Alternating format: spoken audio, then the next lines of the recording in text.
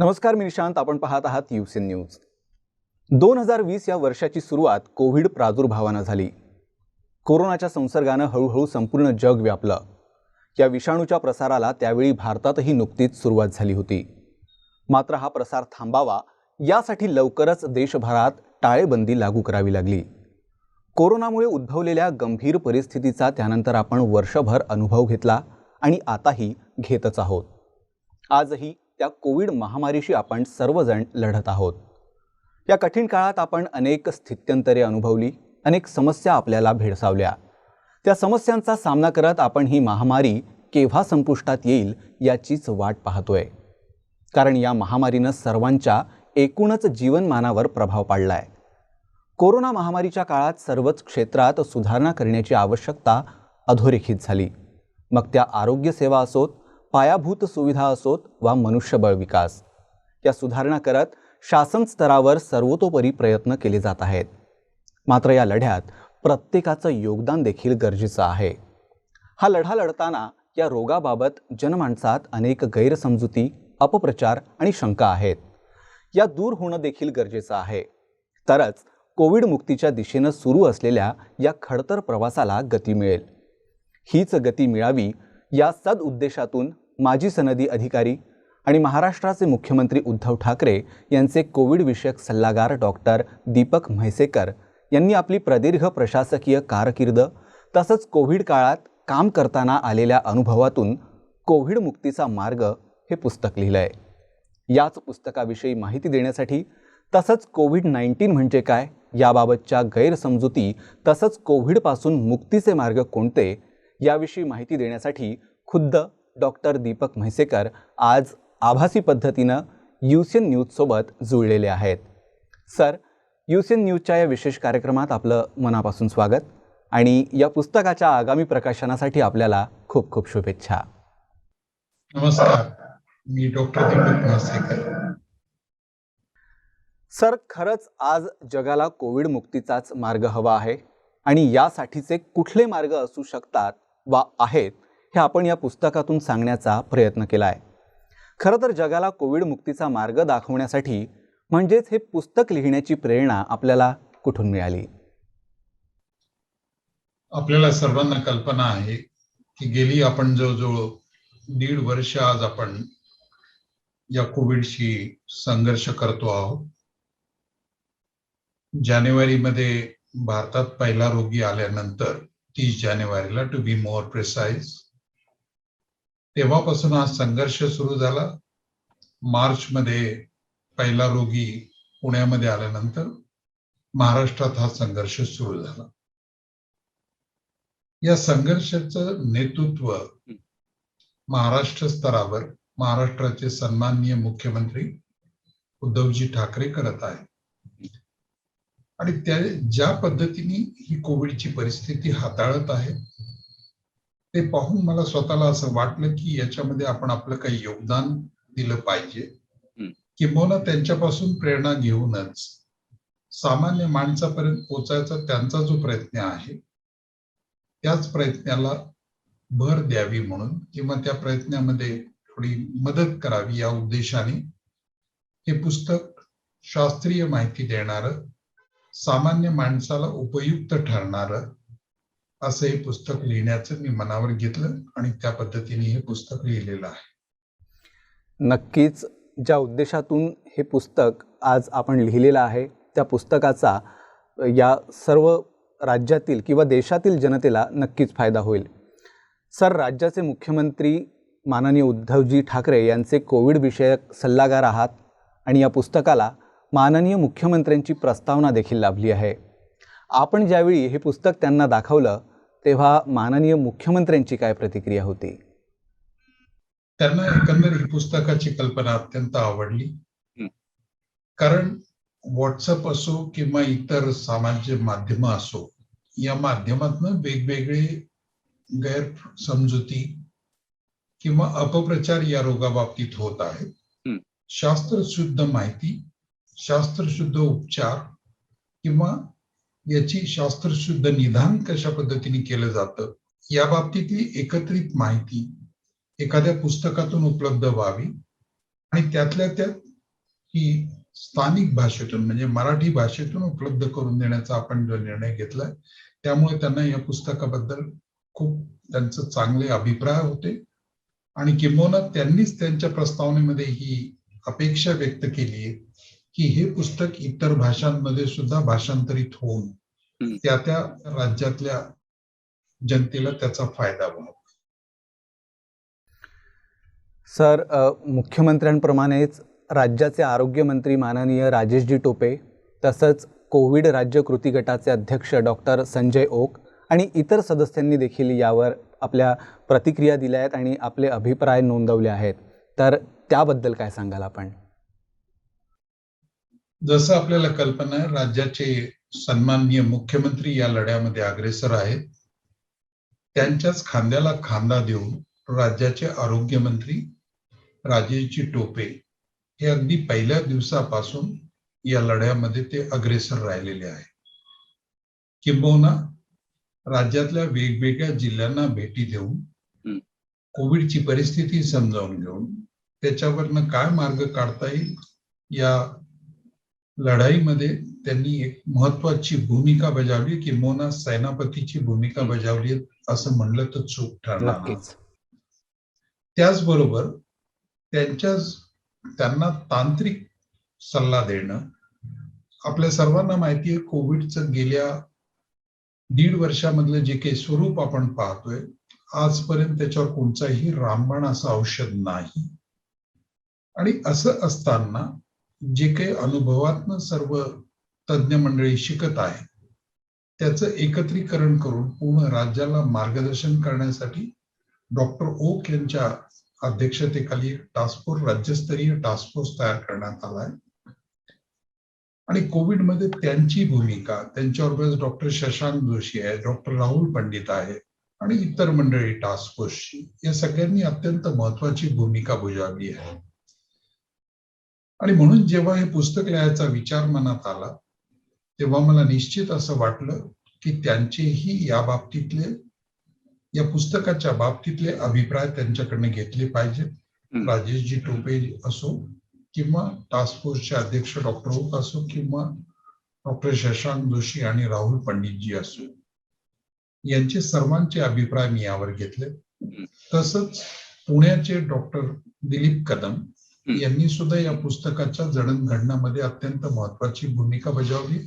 किंबहुना याच्यातला उपचार पद्धतीबद्दलचा जो काही त्याच्यातला चॅप्टर आहे तो स्वतः त्यांनी लिहिलेला आहे. तर या सर्वांचं योगदान या पुस्तकाच्या जडणघडणीमध्ये अत्यंत महत्वाचं राहिलंय आणि या पुस्तकाचं वाचन करून त्याच्यावर या 3-4 जणांनी त्यांची मतं दिली आहेत, त्याबद्दल मी त्यांचा आभारी आहे. नक्कीच या पुस्तकाच्या जडणघडणीमागे तुम्ही आहात आणि तुमच्यासोबत इतरही लोक आहेत आणि नक्कीच हे पुस्तक ज्याप्रमाणे कोविडमुक्तीचा मार्ग सांगण्यात आलेला आहे, तर या पुस्तकाची अनुक्रमणिका जी आहे ती मी देखील वाचली आहे. कोविडमुक्तीचा मार्ग या पुस्तकाची यातली काय वैशिष्ट्ये आहेत, म्हणजेच पुस्तकात तुम्ही कुठल्या गोष्टींचा अंतर्भाव केलेला आहे? मी सुरुवातीला जसं म्हणलं त्याचप्रमाणे की सामान्य माणसामध्ये या रोगाबाबतीत खूप गैरसमज आहे, खूप अपप्रचार आहे आणि व्हॉट्सअप किंवा इतर समाज माध्यमातून हे अजून वाढतच आहेत, किंबहुना याच्यामध्ये अजून भरच पडत आहे. म्हणून याच्यामध्ये कोविडची सुरुवात कशी झाली, कोविडच्या प्रतिबंधाची त्रिसूत्री आपण म्हणतो, मास्क वापरणं, हात धुणं, भौतिक अंतर ठेवणं, या मागचं वैज्ञानिक अधिष्ठान काय आहे, का हात धुवायचे, का मास्क वापरायचा. लोकांना आपण सांगतो की हे तुम्ही करा, परंतु जनरली ऍडल्ट लर्निंग प्रोसेस किंवा जे वयस्कर माणसं असतात त्यांना त्याच्या मागची कारण मीमांसा समजल्याशिवाय ते त्याला आत्मसात करत नाही. म्हणून ही कारण मीमांसा समजून सांगायचं या पुस्तकामध्ये आपण प्रयत्न केलाय. त्याचबरोबर कोविडचं निदान कसं केलं जातं, माझी RT-PCR टेस्ट मागच्या आठवड्यात तर निगेटिव्ह आली होती, आता पॉझिटिव्ह कशी आली, किंवा रॅपिड अँटीजन टेस्ट मध्ये मी निगेटिव्ह होतो मग RT-PCR मध्ये मी पॉझिटिव्ह का झालो, या प्रश्नांची उत्तरं या पुस्तकांमध्ये द्यायचा प्रयत्न केला आहे. त्याचप्रमाणे माझा मित्र तर कोविड त्याला झाला होता, त्याला काही न होता तो बाहेर पडला, त्याला दवाखान्यात जायची गरज भासली नाही. मला काय एवढा त्रास होतोय?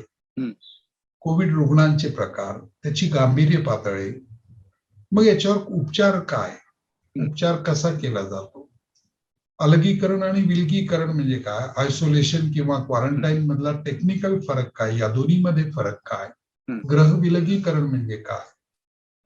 बऱ्याच जणांचा मला याच्यावर व्याख्यान देताना मला बरेच जण विचारतात की कोविडमुळे आमचं मानसिक स्वास्थ्य ढळलं.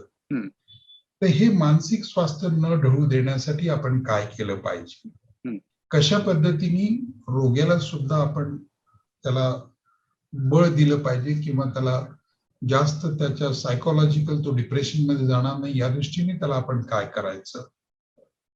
त्याचबरोबर बरेच जण म्हणतात की आता माझा कोविड बरोबर झाला, आता मला काय प्रॉब्लेम आहे. तर कोविड पश्चात गुंतवणूक जी होती, गुंतागुंत जी होती, ज्याला लॉंग कोविड आपण म्हणतो, किंवा म्युकर मायकोसिस सारखं काही रोगांचा प्रादुर्भाव होतो, तर याच्या बाबतीतही त्याच्यात माहिती दिलेली आहे. त्याचबरोबर आपल्याला माहिती की नेहमी चर्चा होते की तिसऱ्या लाटेमध्ये मुलांना जास्त प्रादुर्भाव होण्याची शक्यता आहे. ती शक्यता कितपत आहे, त्याच्यामध्ये काय प्रिकॉशन घेता येईल, बालकांच्या आणि किशोरवयीन मुलांमध्ये कोविडचा प्रादुर्भाव कसा होईल, आणि सगळ्यात महत्वाचं कोविडचं लसीकरण. जेव्हा कोविड आलं, जगातली ही पहिली लस आहे की साधारण 1 वर्षाच्या आत उपलब्ध करून देण्यात आली. मग लसीकरणाचं महत्व काय. लोक असे विचारतात की लस घेऊ नये, आम्हाला कोविड झाला. पण लस घेणारी व्यक्ती कोविड झालाय आणि त्याच्यातनं मी बरा झाला हे सांगायला राहते, पण ती शक्यता ज्यांनी लस घेतली नाही त्याच्या बाबतीत ती कमी असते, कारण त्याच्या बाबतीत तो जास्त सिव्हिअर कोविड होऊन तो कदाचित दगावण्याची सुद्धा शक्यता असते. सर, राज्य शासनाने याला कसा प्रतिसाद दिला किंवा राज्य शासनाची याच्यातली भूमिका वेगवेगळ्या स्तरावर कशी होती, केंद्र शासनाची भूमिका काय होती, राज्य शासनाची काय होती, आणि स्थानिक स्वराज्य संस्था म्हणजे महानगरपालिका आणि जिल्हा परिषदांची काय भूमिका होती, स्वयंसेवी संस्थांची काय भूमिका होती. त्याचबरोबर लोक असं म्हणतात की आता कोविड बरोबर किती दिवस आम्ही जगायचं, म्हणजे लस आल्यानंतरही कोविड संपणार नाही का. हे आपण सगळ्यांनी लक्षात घेतलं पाहिजे की कोविड हा काही 6 महिन्यात किंवा 2 महिन्यात संपेल अशी कोणाची समजूत असेल तर ती कदाचित चुकीची ठरेल. लसीकरण केल्यानंतरही कोविड होतो हे आपल्याला पाश्चात्य देशातही दिसून येते आणि आपल्याकडे दिसून येते, आणि जोपर्यंत पूर्ण जगाचं 70% वर लसीकरण होत नाही तोपर्यंत आपल्याला कोविडसह जगायचं हे आपण लक्षात घेतलं पाहिजे. आणि मग अशा परिस्थितीमध्ये लस घेतल्यानंतरही मास्क वापरणं, हात स्वच्छ राखणं, सोशल डिस्टन्सिंग ठेवणं हे तितकंच महत्वाचं. आणि सगळ्यात शेवटी लोकांच्या मनात हा प्रश्न आहे की आता भविष्य काय, आता याच्यानंतर काय होणार. तर या बाबतीमध्ये याच्यात मी काही भविष्यवेत्ता नाही, पण जे काही घडतं आहे त्याच्या आधारे जे काही आखाडे सगळे वैज्ञानिक मानतात त्या दृष्टीने हे कधी संपेल आणि कसं संपेल, कदाचित आपल्याला दरवर्षी लसीकरण घ्यावं लागेल का काही वर्ष, या सगळ्या गोष्टींचा संभाव्य उत्तर देण्याचा प्रयत्न करण्यात आला.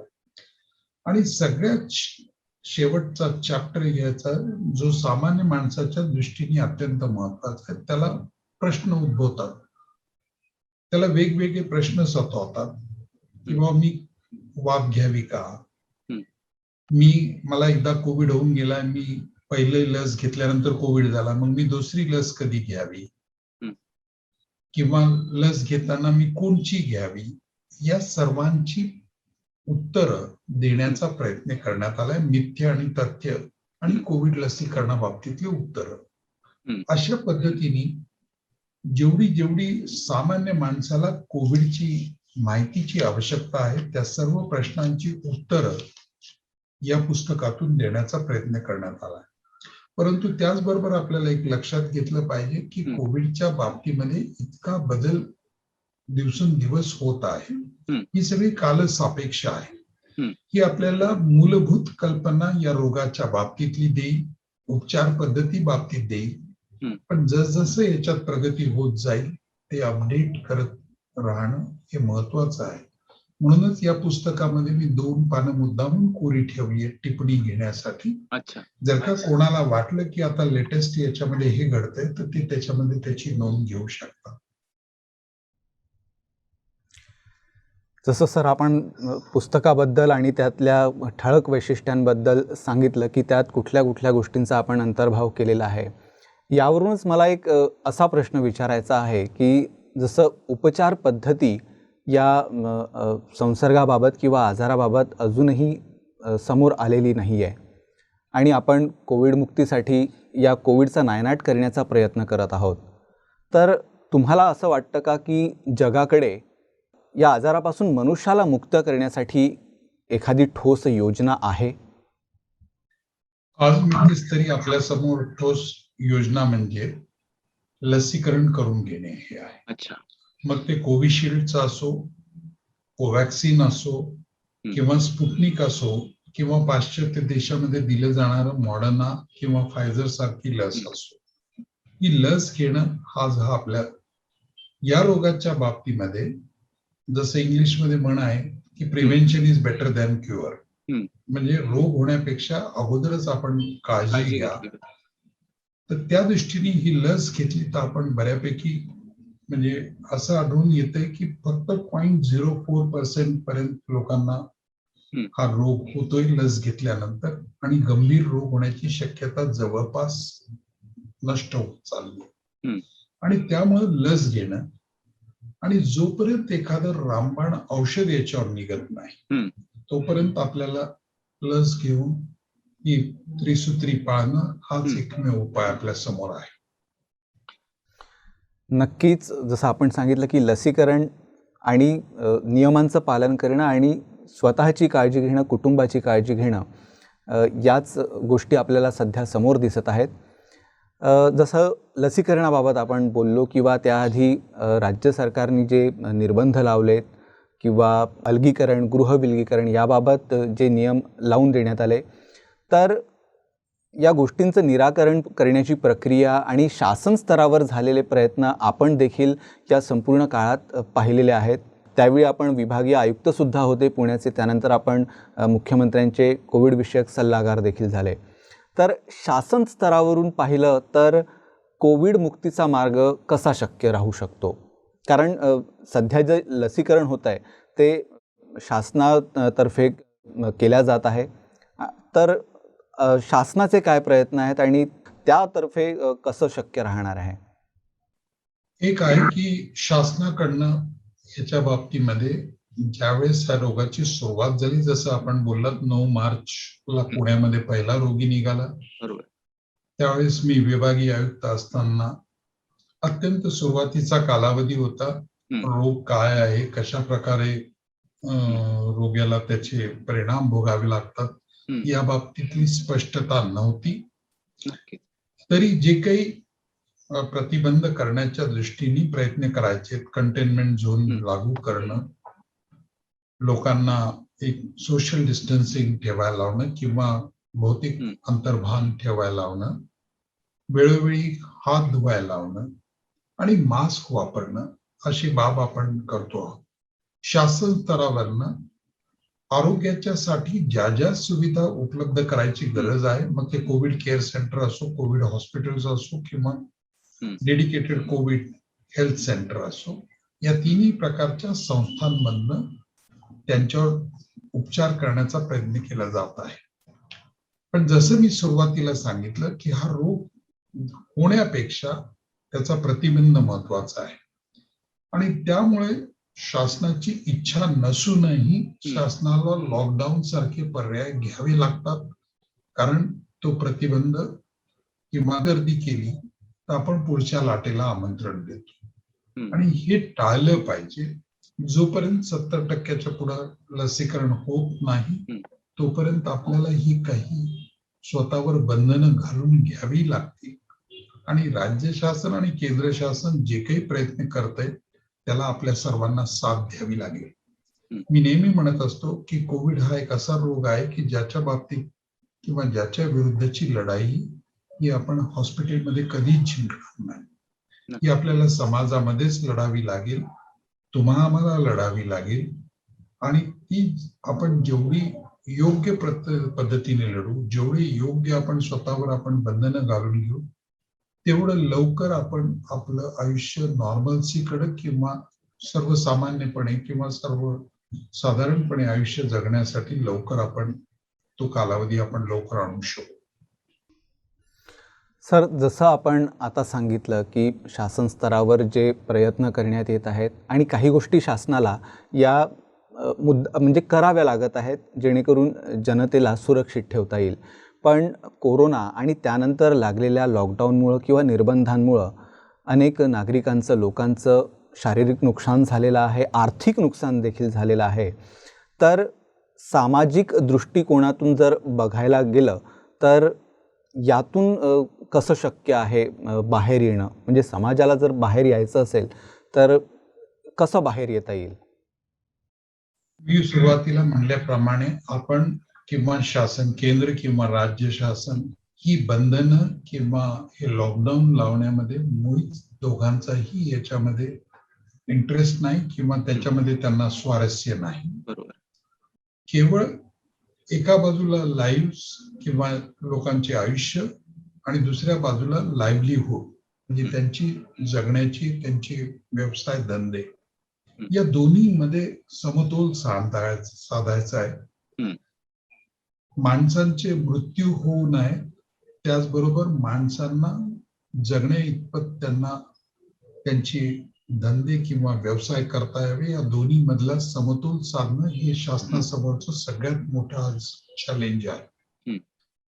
म्हणून सन्माननीय मुख्यमंत्र्यांनी 2 दिवसापूर्वीच बैठक घेतली होती की दुर्दैवाने जर का तिसरी लाट आली तर कारखाने किंवा इतर व्यवसाय न बंद ठेवता कशा पद्धतीने आपण जास्तीत जास्त सामान्य जीवन आपण जगू शकू, त्या दृष्टीने राज्य आणि केंद्र शासनाचा प्रयत्न आहे.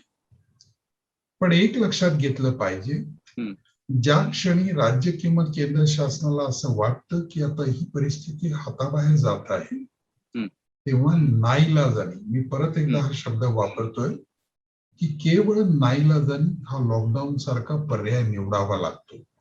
आणि हा पर्याय भारतासारख्या विकसित देशाला तर निवडावा लागतोच, परंतु आपल्याला माहित असेल 8 मार्च पर्यंत इंग्लंड सारख्या देशामध्येही लॉकडाऊन होता, त्यांनी शिथिल केला आणि आता पुन्हा त्यांच्या केसेस वाढून 58,000 50,000च्या वर जायला लागले.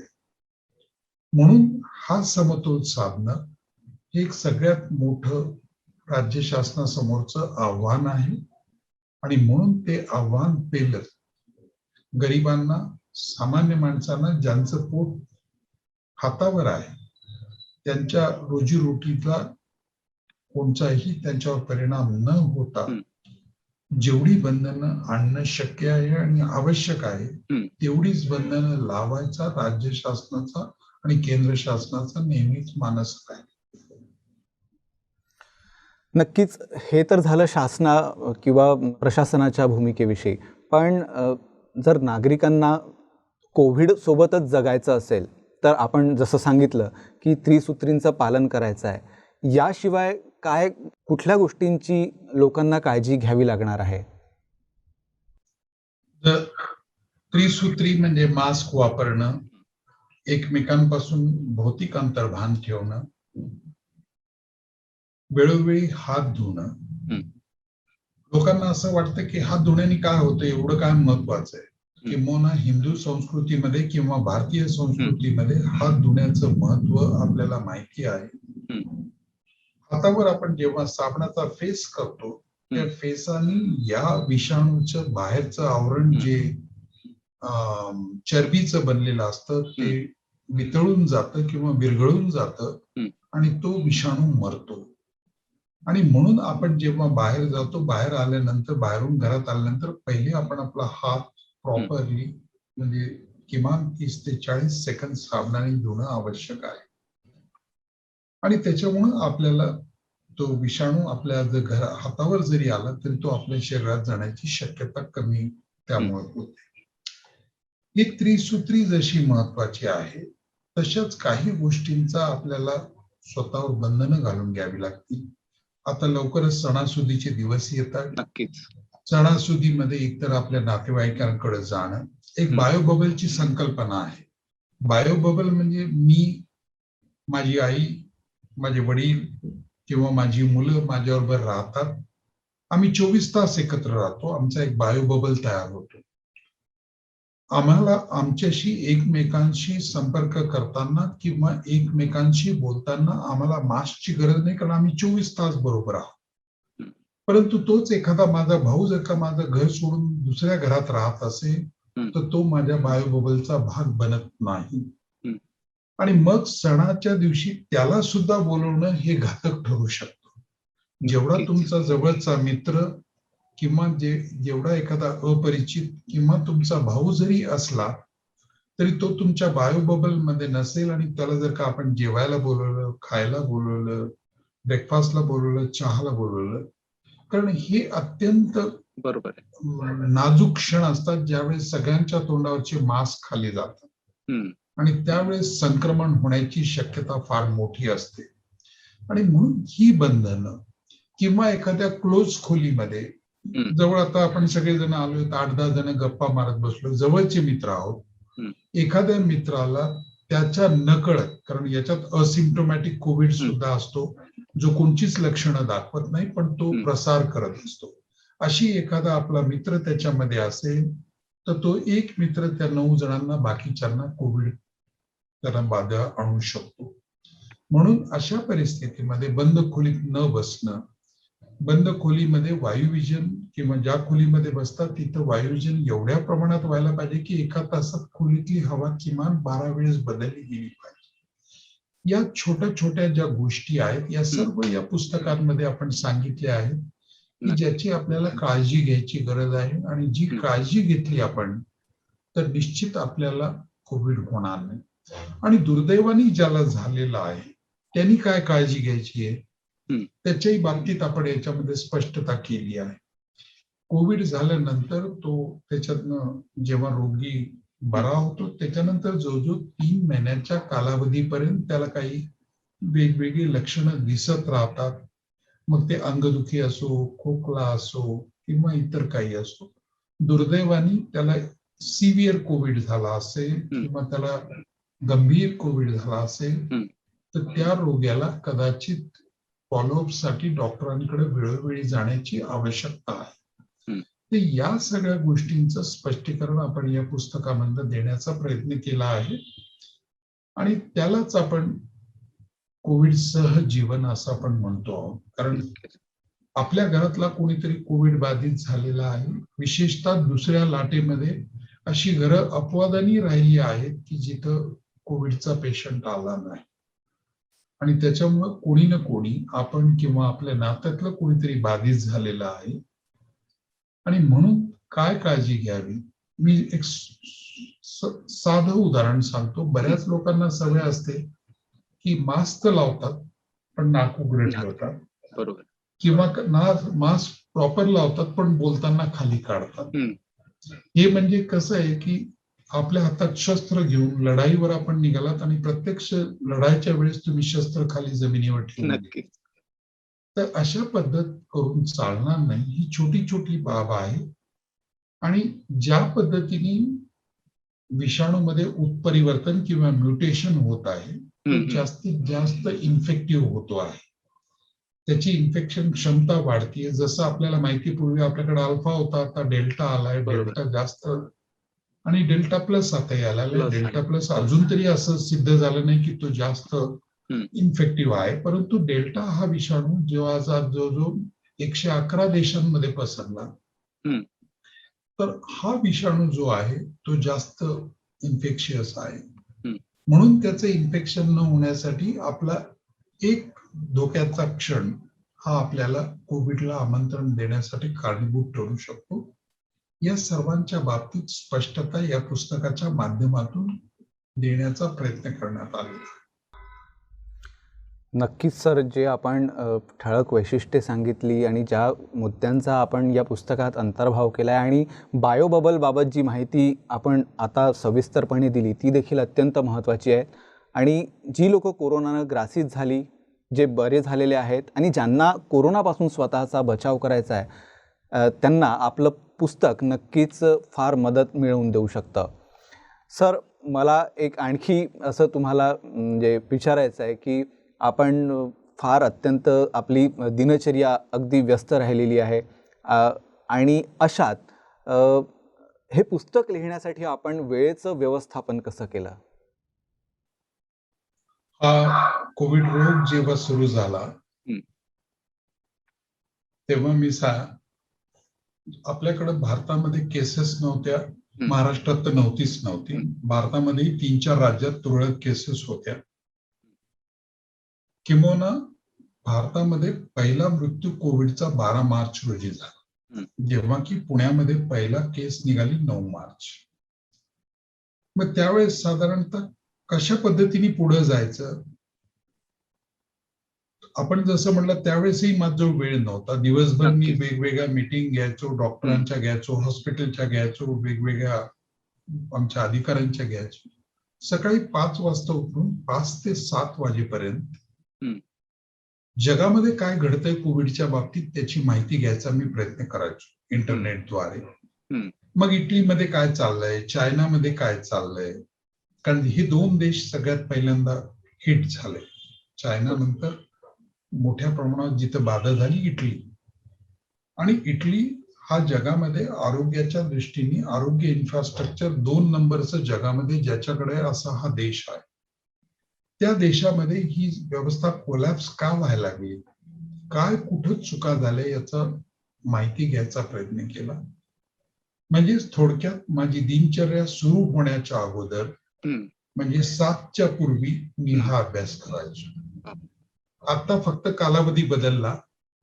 आता माझी दिनचर्या रात्री 10ला संपत असेल तर रात्री 10 ते 12 मी हे पुस्तक लिहायचो, याचं ऑडिओ रेकॉर्डिंग करायचो आणि मग ते टायपिंगला पाठवायचो. टाईप होऊन परत आले की त्याच्यात करेक्शन करायचो. अशी 2दा 3दा 4दा केल्यानंतर या पुस्तकाला अंतिम स्वरूप आपण दिलेलं आहे. एखादी गोष्ट करायची ठरवली किंवा मनावर घेतली आपण, म्हणजे मीच नाही कोणीही, तर त्याच्यासाठी वेळ काढावाच लागतो आणि तो काढल्याशिवाय ती आपल्याला गोष्ट साध्य करता येत नाही. आणि त्या दृष्टीने मी प्रयत्न केला. नक्कीच सर, आपण प्रशासकीय जबाबदारी सांभाळताना एक सामाजिक बांधिलकी जपत आपण एका खूप छान उद्देशातून जनतेसाठी हे पुस्तक लिहिलेलं आहे. आणि खरंच यासाठी तुमचे म्हणजे जितकं अभिनंदन करावं तितकं कमी आहे, कारण हे पुस्तक प्रत्येकालाच फार मदत करणारं ठरणार आहे. हे पुस्तक लवकरच प्रकाशित होणार आहे. तर कधी या पुस्तकाचं प्रकाशन होणार आहे आणि हे पुस्तक लोकांना कसं मिळवता येईल याबद्दल सांगावं. हे पुस्तक या महिन्याच्या अखेरी प्रकाशित होईल. साधारण शेवटच्या आठवड्यामध्ये जुलैच्या हे पुस्तक प्रकाशित होईल. महाराष्ट्रातल्या साधारण 200 वेगवेगळी पुस्तकाची दुकानं जी आहेत त्याच्यावर ही पुस्तक उपलब्ध होणार आहे.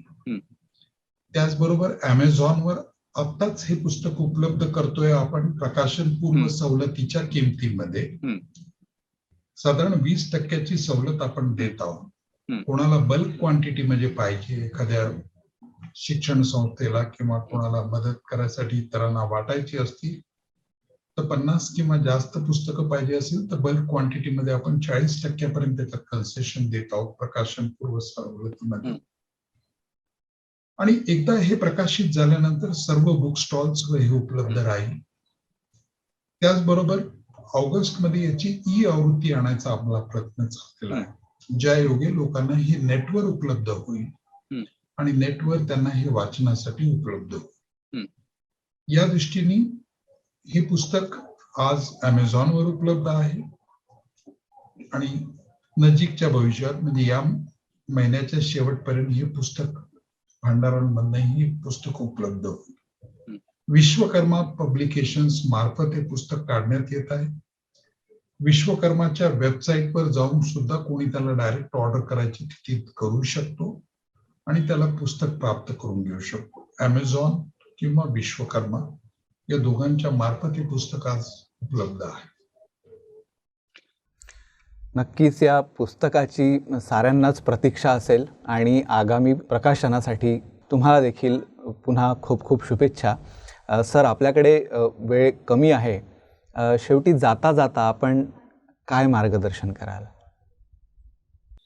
मी मार्गदर्शन करावं एवढा मोठा मी नाही, पण मला असं वाटतं की या कोविडमध्ये आपण खूप जणांना गमावलंय. डॉक्टरांना गमावलंय, फ्रंटलाईन वर्कर्सना गमावलंय, पोलिसांना गमावलंय, आरोग्य सहायकांना गमावलंय, सफाई कर्मचाऱ्यांना गमावलंय आणि सामान्य नागरिक सुद्धा याच्यात आपला जीव आपला गमावलाय बऱ्याच नागरिकांनी. या सर्वांना जर का खरी श्रद्धांजली आपल्याला द्यायची असेल तर आपण प्रत्येकाने किमान एवढं तर केलं पाहिजे की जे कोविड टाळण्यासाठी जे काही आपण त्रिसूत्री म्हणतो त्याचं आपण निकराने पालन केलं पाहिजे. किंवा आपण असा पण केला पाहिजे की मी तर याचं पालन करीनच, पण इतरांनाही हे पालन करण्याची मी सूचना देईन किंवा गरज पडली तर त्यांना मदत करेन. आपल्या खिशामध्ये एखादा एक्स्ट्रा मास्क घेऊन जर का कोणाला तो त्याच्याकडे उपलब्ध नसेल किंवा त्याचा बिघडला तर त्याला एक्सचेंज करणं. हे एवढ्या लोकांनी जे काही आज जवळजवळ जगभरामध्ये 40 लाख लोकांनी याच्यामध्ये आपले जीव गमावले आहेत आणि त्याच्यात अगदी काही महिन्याच्या बालकापासून ते ज्येष्ठ नागरिकांपर्यंत लोकांनी आपले जीव गमावले आणि म्हणून त्यांचं बलिदान जर का व्यर्थ जाऊ द्यायचं नसेल तर आपल्याला या कोविडवर विजय प्राप्त करणं किंवा कोविडच्या विरुद्धची आपली लढाई जिंकणं हे अत्यंत महत्वाचं.